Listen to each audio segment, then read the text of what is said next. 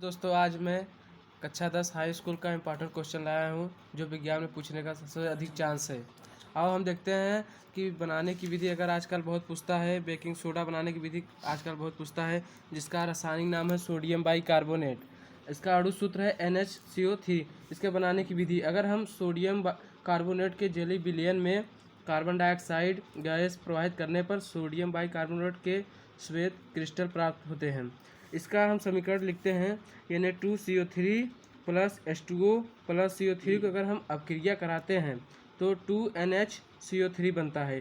इसका उपयोग हम अग्निशामक यंत्रों में किया जाता है और प्रयोगशाला में अभिकर्मक के रूप में किया जाता है और खाने के में किया जाता है।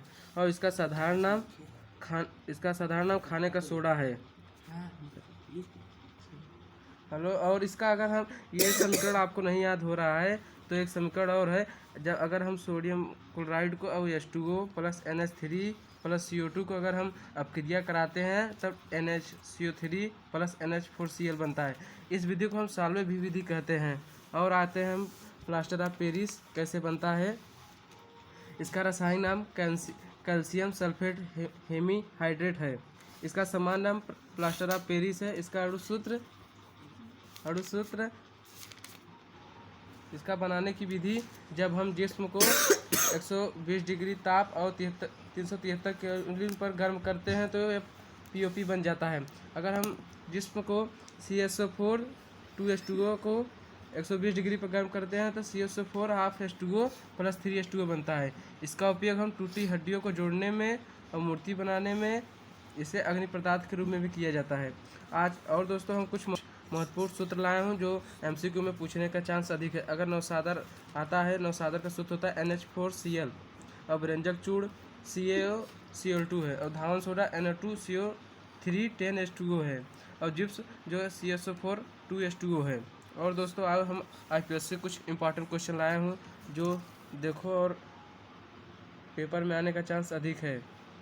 दोस्तों पहले आप IPSC देखें तो उसमें ये देखिए कि सबसे बड़ा कार्बन चैन कैसे बनता है। अगर हम देखते हैं कार्बन चैन,